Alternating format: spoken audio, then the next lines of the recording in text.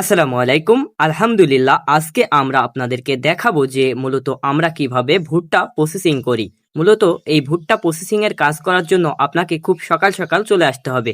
আমরা সাধারণত ফজরের নামাজের পর পর চলে এসেছিলাম। যেহেতু আমাদের জমির পরিমাণ আপনার 1.5 বিঘা, সেহেতু আমরা 11 জন মানুষ এসেছিলাম এবং আমরা সাধারণত ভুট্টা গাছ থেকেই আপনার ভুট্টাটি ছড়িয়ে নিব এবং সাধারণত মোষগুলো নিব, খোসাগুলো গাছেই থাকবে।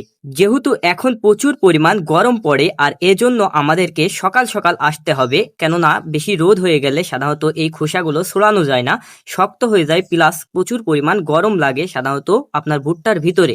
যেহেতু এবার বছরের শুরুতেই ঝড় এসেছে এবং ঝড়ের কারণে সাধারণত ভুট্টা গাছগুলো সব ভেঙে পড়েছে, আর এই ভাঙ্গা ভুট্টা গাছ থেকে সাধারণত ভুট্টা হারভেস্ট করতে অনেক বেশি কষ্ট হয় এবং সময় অনেক বেশি লাগে। অনেকে কি করে, সাধারণত এই মোষগুলো সাধারণত কেটে নিয়ে যায় এবং বাড়িতে নিয়ে গিয়ে সাধারণত আপনার হারভেস্ট করে। সাধারণত আমরা এটা একটু ভিন্ন রকম করি, কেননা আমরা প্রতি লাইনে সাধারণত একজন করে বস্তা নিয়ে দাঁড়িয়ে পড়ি এবং দাঁড়িয়ে পড়ার পরে দুই ধারে যে ভুট্টাগুলো লাগানো থাকে, মূলত আমরা সাধারণত খোসাগুলো গাছেই রেখে দিই এবং আপনার মোষগুলো সাধারণত নিয়ে বস্তার ভিতরে ভরে নিই এবং এই বস্তাগুলো সাধারণত বাড়ি নিয়ে যাওয়ার পরে একেবারে হলার করে ফেলি এবং এতে করে আমাদের কষ্টটা অনেক কম হয়। সাধারণত যদি আপনি 1 থেকে 1.5 বিঘা জমিতে ভুট্টা ভাঙেন, এক্ষেত্রে আপনার বস্তার পরিমাণ একটু বেশি লাগতে পারে। আমাদের 1.5 বিঘা জমিতে সাধারণত আমরা পোল্ট্রির বস্তা ব্যবহার করেছিলাম এবং আমাদের 65টি বস্তা লেগেছিল।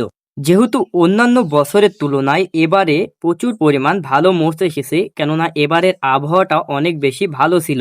একটু লাস্টের দিকে সাধারণত ঝড় আসার কারণে একটু জন খরচ বেশি হয়েছে, তারপরেও আলহামদুলিল্লাহ অনেক ভালো ভুট্টা হয়েছে। সাধারণত আমাদের 1.5 বিঘাতে আমাদের যে টার্গেট আছে সাধারণত 50 মণ ভুট্টা হওয়ার। আলহামদুলিল্লাহ, আল্লাহর অশেষ রহমতে সাধারণত আমাদের 12:30টার পরে আমরা ভুট্টা কেটে সাধারণত গাছগুলো কেটে আমাদের কাজ শেষ হয়ে গেছিল।